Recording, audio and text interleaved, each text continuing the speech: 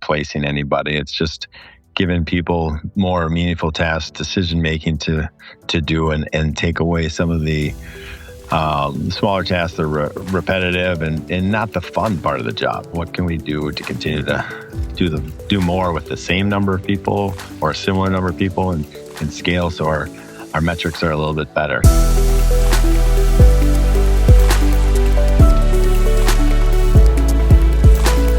Welcome back to ACS Portfolio Perspective. I'm your host, Andrew Pace, Chief Client Experience Officer at ACS, joined today by Daryn Lisi, Chief Operating Officer and Senior Vice President at Oakmont Capital Services. With more than 20 years in equipment finance and a CLFP designation, Daryn brings rare depth across both operations and industry leadership. As a COO, he has been one of the architects of Oakmont's high-tech, high-touch operating model, building the team and systems that have powered the company's growth from an 11-person Minnesota office startup in 2018 to an organization approaching 100 employees today. He's a former president of NEFA, a 6-year NEFA board member, and has served on the ELFA Industry Future Council. Daryn, welcome to the show. Hey, great to be here, Andrew. Thanks for having me.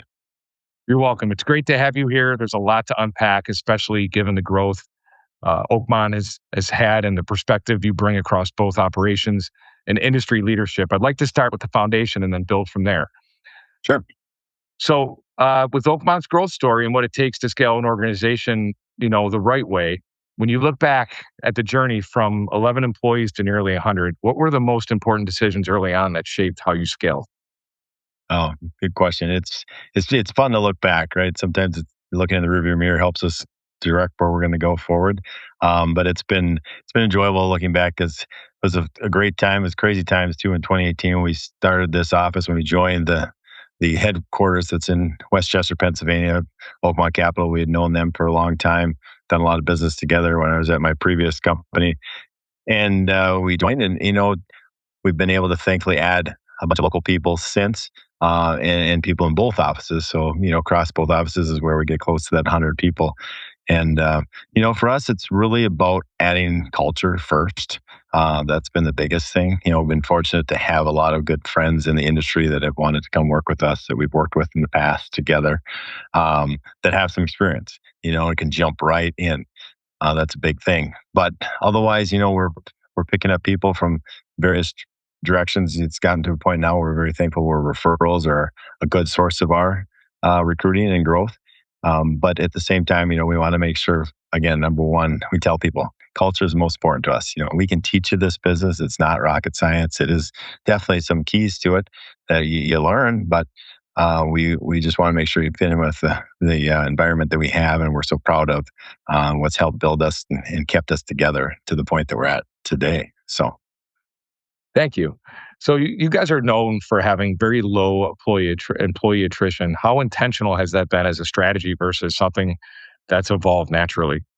Yeah, I'd say it's a little bit of both. Obviously, it's an intention, I think, probably for all companies to try to maintain that because it's an expense and time and, can really, change your focus. So we've been fortunate not to have to do that too much. But it's a conscious effort. We truly value our employees as our greatest assets. We say that publicly. We present that to them. We present that to others, but we try to model that as well by, taking care of them the best that we can, and spending time talking to them and listening. I think a lot of times people can talk to their employees, but do they listen? Do they pay attention to them? Do they get to know them? And I truly find a lot of pleasure and enjoyment in that. Having those conversations and not just about work, but walking around. You think of old school management, the walkabout management, where you actually spend some time walking around talking to the employees, find out not just how their weekend was, but what their plans are for the summer, et cetera. And through that, you glean some good nuggets of information about their personal life that are great connections that you can make. And so I think when we have connected employees and then we use those connections to help drive, their own growth, where do you see yourself? Where do you want to go? We ask them other questions, how are things working in your department? Are there things that you see day to day that maybe we should think about, reviewing, changing, at least talking about, So those things have been very important, I think, is just spending time talking to them, and getting to know them and giving them input in what we do on a day-to-day basis. That's a great. So, I mean, it really sounds like you care, right? Yeah. And you talked about listening to your employees. How do you operationalize that and actually turn that input into process improvements? Sure. So let's say, for example, we're looking at a new technology for whatever it is. Let's say, or a process improvement of some sort. We try to involve, potentially leaders from each group that it may affect. So we don't try to say, hey, I know best and IT knows best, or so and so knows best. We say, maybe have one or two people that are kind of helping co-lead the project or even just the inquiry, if you will. But then we include people that it touches day to day. It's a supervisor in that department, or maybe somebody that's a very good, person that's good at testing software or has a great, knowledge of our business, but also technology, which we're fortunate to have some of those, kind of a hybrid brain, that I'm very, they're very thankful to have.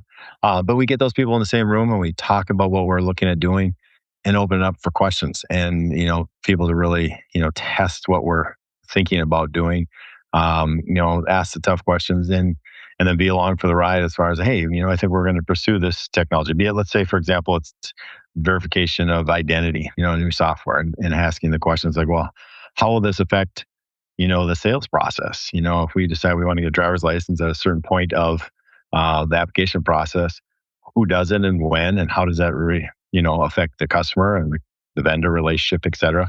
So we want to hear that. So, not always you think of including all departments, but we always make sure sales is included. That's not always the case in technology. Sometimes left out, I think. So it's always ops and, technology, the IT team. But we try to make sure sales is involved because those customer relationships are why we're here and the only way we're here. So we need to have their input to make sure that we're not disrupting anything and get their buy-in. So I think having the trust in the employees, but also just welcoming them in there because they know better. While I have a good idea of what's going on day to day, I don't know all the nuances, and somebody that's right there doing the job is going to be our best source of information, in my opinion. So, Thank you. And from a COO perspective, how do you balance credit discipline, operational efficiency, and sales momentum without compromising any one of those areas? yeah, well, it's definitely not a perfect science, Andrew.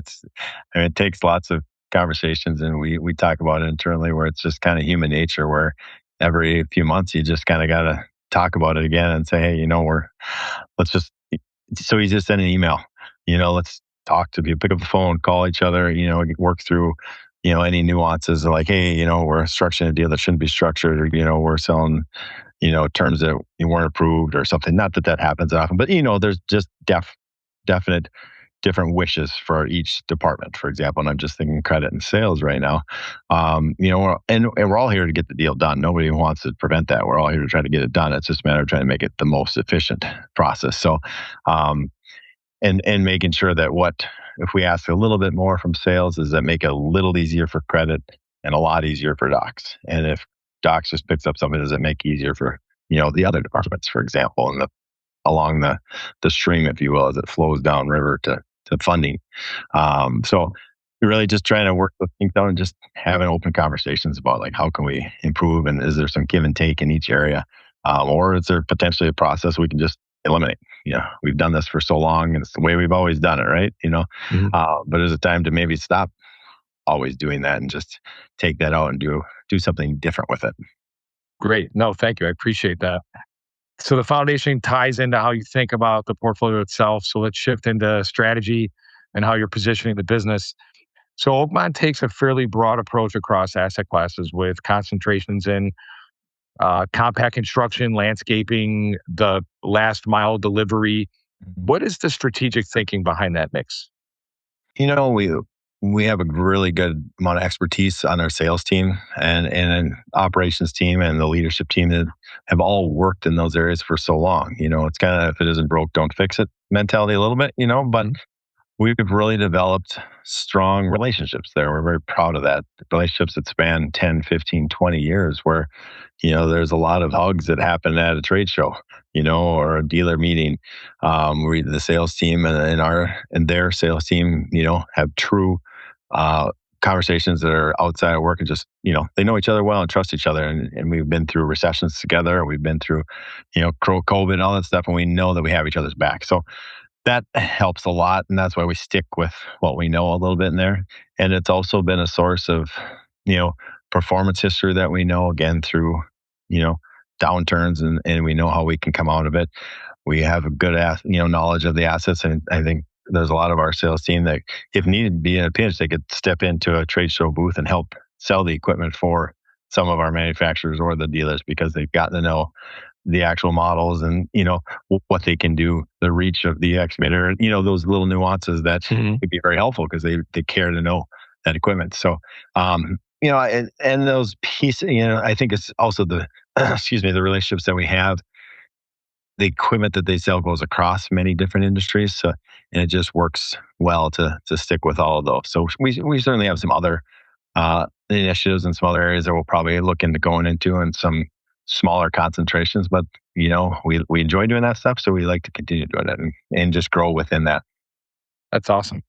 And as far as your geographic presence and industry diversification factors into your overall risk management, how do you approach that? Sure. We, naturally, because of the dealer networks that we work with, we have some of the natural geographical, disbursement of concentration, if you will, where the more populous areas are. Of course, that's where we have more business on the coast and the South Central. And, but we are in all 50 states and we monitor to see how many contracts and what the performance is in each state and whether opportunities there are in some states that maybe aren't as strong at this point. But we just continue to find new niches within those areas, maybe complementary equipment or whatever. But so we monitor and see how things are doing in each of those areas. We don't have any concentrations that are too much. It's very diversified, and that's happened by on purpose and a little bit naturally as well. So that's a great segue into the next question because it talks about some, portfolio health. What are some early indicators as you monitor to assess the health of the portfolio, and how do you respond when you see some of those signals? Sure. So communication is very important to us as a group, leadership group, and connecting the different departments and also data. So Andrew, we try to track, good data in, good data out kind of thing, right? Everybody knows that. I think it's a matter of practicing it. It takes a lot of work and conscious effort each day, but we're able to monitor pretty good with our technology partners and the work we've put into that to see if there's all of a sudden a blip in one pocket of the country or one industry or potentially one relationship, if you will. And we have daily monitoring by our collections staff that does a good job knowing that, hey, it spiked for some reason. It's not just because it's a due date, that just rolled or anything like that. They monitor it and then we talk about it. It goes to credit leadership and then sometimes I get involved or Joe gets involved and just kind of like, let's ask more questions or let's talk about what potentially could be causing this. Is it something we should be concerned about? Do we need to change any of our underwriting standards, for a certain time? Is there an economic reason too that we need to consider, structuring a term, getting a down payment, are there assets that are overvalued and that's why we need a down payment or something like that? So we communicate and talk about it. And those warning signs come in the form of a delinquency spike or some recent conversations with the collection or customer service team where it's like, whoa, that's something we should probably hang on to. Let's see if there's more to that. So for sure. And you've grown through, as you talked about, your vendor and manufacturer relationships as well as referrals, and even from some of your competitors. What does that say about your market positioning and the brand? Sure. No, we're very thankful. We have a great sales team that puts on a tremendous front and represents Oakmont tremendously. And again, they have those strong relationships. And, it's not often that it happens, but we do have stories where, we might be with a vendor in their booth or a manufacturer and they have said, to a competitor that walks by, their competitor, not ours, of course, but and just says, "Hey, are you working with Oakmont? If not, you should try them." Because the process is smooth, and they will get deals done. They'll make it possible for you. So we are thankful for that. But it goes to relationships that have had a lot of years in building sales team that's done a great job building on that and valuing, expanding those relationships and finding ways to continue to help enhance those relationships. So let's move into something that really stands out with Oakmont, which is your high tech, high touch model and how that shows up in the customer experience. So when you say high tech, high touch, what does that actually look like at the transaction level for a customer? Sure. Yeah, it's something we're proud of. We want to make sure we always have a human available when somebody wants it, when we need it. And we try to check in with our customers and make sure that that's still the case. I come from a background where that was always important, answering the phone on the first ring, first or second ring, in my own personal life too. If I'm calling to talk to somebody I might have a loan with or, any kind of financial institution or any institution, I guess, and it's all the phone jungle and pushing buttons and waiting and holding. And I just, he keeps saying representative, representative. If I'm on hold with Delta or something like that, and Right. that doesn't always work so well. But you try to get to somebody at some point. But then there's also times where I want just to be able to push buttons and get what I need and get out of there. So for us, we try to do that where you can do the application over the phone through the sales rep via email or through a portal. So we have it through that. The whole underwriting process happens very seamlessly. And then at the time of documentation, yeah, we can walk you through the docs, but otherwise it's going to come to you via DocuSign. You can use a remote online notary. We're trying to remove that process and make it just more convenient. That's something that we started actually prior to COVID. We're very happy about that. It was something we had been working at because it just seems inefficient. The whole notary process to me was always kind of a nuance. It's like all those stamps, and you never know, who stamped. Yeah, I mean, the notary sure stamped it, but who actually signed it? There's Right. no KVA questions. There's no ID verification. So we found a solution and a partner that's worked really good to do that 24 hours a day. Help our people that are driving truck until 10 o'clock to do that after their hours, get the notarization done, and help us vet out a little more fraud as well in that process. So people know that when they work with us, they can call us to ask questions, but also we're going to try to make it as convenient as possible if they like it that way. But there's still some people that like those PDF docs or paper docs printed and sent back to us. So we hate to say goodbye to those people either. We really enjoy all of our customers, but try to accommodate them the best we can in two various versions. So Yeah, I mean that's great. You give options for people that are more old school and they like that human interaction. And you mentioned earlier, some people just want to get in and get out. They don't want to, interact with anybody. Just do everything prompted over the phone um, and be on their way. So you have a philosophy of finding ways to get deals done. How do you build operations that support that mindset while still trying to manage that four-letter risk word that nobody likes to talk about? I know, right? It is.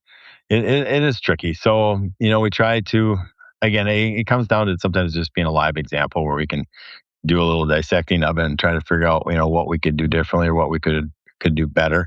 And we can't catch all of it. We try very hard, but we try to make sure that the process is as secure as possible. Have many chances to catch the fraud. We train our employees to look for things, keep their ears open too. The sales team is trained to do that to make sure that we're not just kind of overlooking any fraud potential. That it doesn't seem right or sound right, it look right. Pause and let's ask questions. We try not to shut down everything because of that. Let's focus on this deal. It's like that's not necessarily contagious that all of a sudden everything is that way. It's just this one. Let's focus on that for right now. But at the same time, we want to keep speed is how we win deals. So we need to keep moving. If it talks like a duck and it walks like a duck, it's probably a duck, right? So, Right. yeah. So that's great. That's great that you have the discipline and your team's looking for those those warning signs because it's out there and it's there's always you always have to worry about that. Yeah. And How, new ways all the time, right? And AI is not making it any easier on us. So right. got to you got to combat AI with AI and tools and just just being really relentless on trying to find it and flush out. So we won't catch it all, but we try to make sure we're not just putting a blind eye to it for sure. Like, oh no, we got to keep this deal funded. Well, maybe we don't. Maybe there's something else to it. So Yeah, I mean, you certainly don't want that running rampant through the portfolio. That spreads like wildfire for sure. So, how does operational execution translate into referral growth, especially when even competitors are sending business your way? Oh, yeah. So I think really the reputation comes with the sales team, and we can use then an example from a referral or somebody that we have that relationship with when we go to present to a new vendor, a new manufacturer, to give them an idea. And a lot of times, this industry that we work in, while it's well over $1 trillion now, it's a very big 1.3, I think. It's gotten so big there, it's still really small, right? And so the people selling the equipment know each other, are familiar, and not afraid to ask questions, or they see us talking to each other at trade shows. So that helps build that relationship too. But we say, hey, give this person a call and get a reference on us if you need to. But just making sure that they understand that we do focus on what their needs are and how we can improve those for them, take out some of the bottlenecks that they might be seeing from another source. How can we take away some of the pain points? And speed is definitely one of those, but also just having an open mind to credits that come in, and being creative. Thank you. And, and now looking forward, technology, we talked about AI a little bit, uh, obviously reshaping the space. So I'd like to spend a little time on how you're approaching that evolution. How do you view AI in the context of your business, especially as it relates to augmenting versus replacing the human decision making? We're very excited about it. I mean, I think there's a lot of opportunities that we have in front of us to again augment. That's the way I like to think of it. We're not replacing anybody. It's just giving people more meaningful tasks, decision making to do, and take away some of the smaller tasks that are repetitive and not the fun part of the job. I think making decisions, analyzing things, some of that's done with AI, but giving people more power to do more of that during the day is more enjoyable for them, and for us faster and more efficient. And we're able to continue to scale without adding multiple bodies. What can we do to continue to do more with the same number of people or a similar number of people, and scale so our metrics are a little bit better. So we're very excited about it, using it in several operational areas and a little bit on the sales side too. And I feel like we've still only just begun. While we've got some stuff in place, there's a lot more that we can do, and we're talking about doing. It's just a matter of putting it in place, and making sure we test it and do what we want for verification and validation, and making sure that we're not just using it because we think it's easier, that it actually is going to make life easier in the long run. It doesn't create any new work, excuse me. But so far, it's been very exciting and good for us. So you mentioned, AI with sales. What other initiatives have you implemented so far? AI initiatives have you implemented so far, and what have you learned through that process? Sure. We started really in the credit area. We started doing some work there. And it came from being involved in the industry. We had somebody go out to a conference and pick up some ideas. We had been doing our own research internally. We kind of combined that information together and started saying, is there a way we can expedite what we do from the due diligence side of things? We don't want to get to a point yet where or at all, where we're removing the decision making. We want to keep that where it is, but teeing it up to the decision and the recommendation. What can we do there to make that an easier process? And it took a couple of people on the credit team, several months of testing and reworking versions of prompts, and they got it to a point where it was very helpful for us, extremely helpful. It shaved many minutes off of applications, and we're thankful for that. And then we ran them concurrently, the manual process plus the AI process. And are we finding we're getting the same things? Is there any hallucinations that are happening? Stuff that we might be missing. Mhm. And it's been very good, and it continues to get smarter as you know. And I think giving us sometimes better summaries of what a paint net looks like, for example, than what we would have done on our own. And then of course faster. So that's kind of the pilot area for us. And then we're working on stuff in a couple other areas as well. Great. And as you look towards the fiscal year 2027, what are the biggest opportunities you're preparing for across new collateral, manufacturer relationships, and funding strategy, if you can share? Sure. Always looking to grow organically with our current customer base. That's definitely an area for us. I think everybody would agree with that. There's always gold in the files, right? That that you have in front of you, the easier acquisition cost. So we want to continue to do that. Um, And while we enjoy very much the industries that we're in and we're very diverse within them, we're not opposed to expanding outside of that and trying other areas that we can learn a lot about. And that doesn't those that don't take too much to tool up for. We're not going to be built yet for a you know as a service type provider or something that's more per click. That's not our model. We're pretty plain vanilla shop at this point, so that would take a little bit more work. So we have some feelers out there for sure, business development efforts going on that we're going to try to, expand in. We definitely like collateral of some sort, so something that's behind it. We haven't ventured into the software, the technology space very much at all. So it'll be definitely stuff that's still got some iron behind it, or you Hmm. know, some heft, if you will, or weight that we can pick up and stuff if we need to. But I just try to do more of that and continue to enhance the customer experience throughout it. So, Darren, from your vantage point with the LFA and NIFA, where do you see independent lessors heading over the next 3 to 5 years? You know, I I see that there's definitely some opportunities for growth. I mean, the banks are very strong in growing back into the business a little bit. It seems like they've gone back and forth. The third party originators are still there. Captives, of course, are going to remain strong. I think as long as they have the capital to keep doing that, or they may consider outsourcing some of that or offloading some of it. So I think independence just continue to be opportunities that maybe the banks aren't pursuing or don't want to, or aren't nimble enough to take advantage of, that an independent can. Um, there seems to be a pretty strong amount of capital available. The capital markets are moving pretty good, not just from a warehouse side of things, but the ABS markets are pretty strong in other syndication type models that allow people to continue to grow but not carry all the risk, and keep their portfolios diversified. Um, and allow their capital to go further too, right, by syndicating something. So most of them are not holding everything, I don't think. That's probably more common on the bank side of things.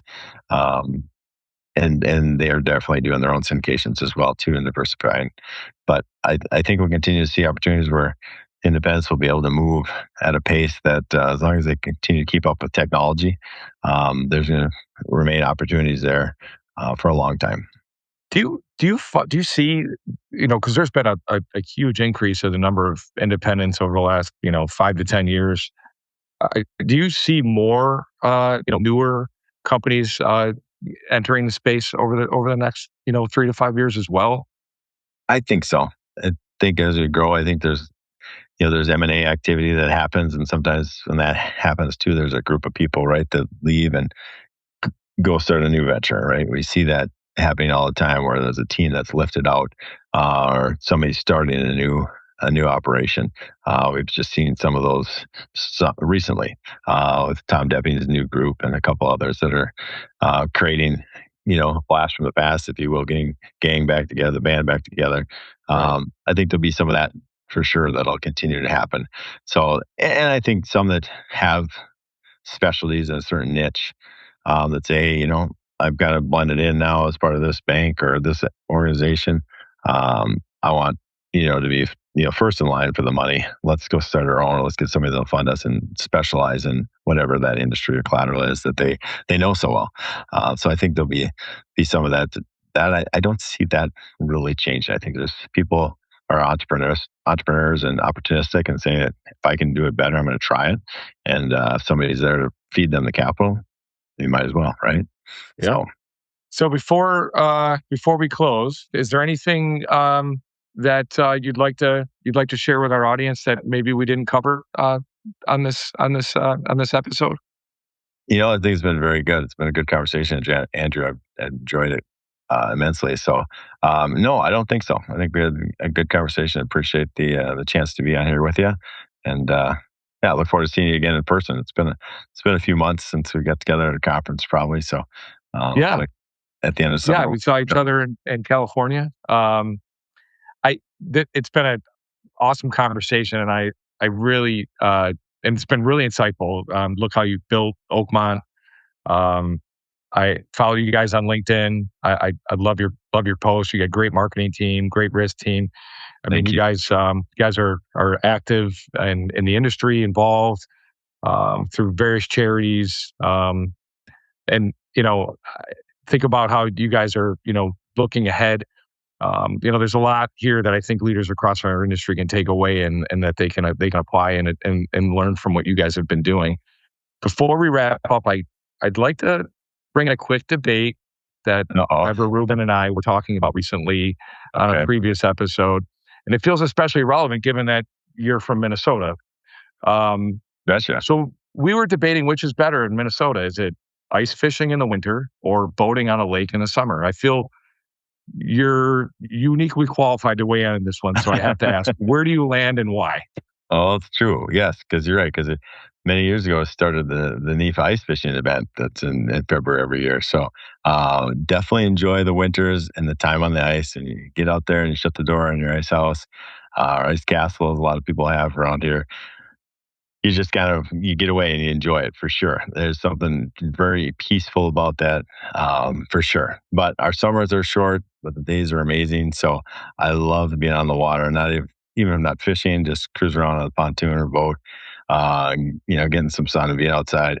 So it's hard to beat the summers. I think, Andrew, but it's the winters. Well, we got to do something, right, to get through them. And so finding a way to make some fun memories on the ice. Ice fishing is a great way to do that, and other things as well. But it's I'd say summer wins out, but ice fishing I don't mind either. So yeah, I was going to say if I had to guess what your answer was, I'd just look over your left shoulder and see that I don't see an ice hut or a ice castle on a frozen pond. I see the front of a boat in crystal clear water. So yeah, you're right. I think I would have put money on that. But in case you're wondering, Deborah did say that ice fishing is fun, especially if you're a chill baby, as she called it, and have the right equipment. But her preference was that she'd much rather be on the lake in July with the warm weather. But I really appreciate the time and the insights today. This has been an awesome conversation. Thank you again. And to everybody listening, I appreciate you joining us on the ACS Portfolio Perspective.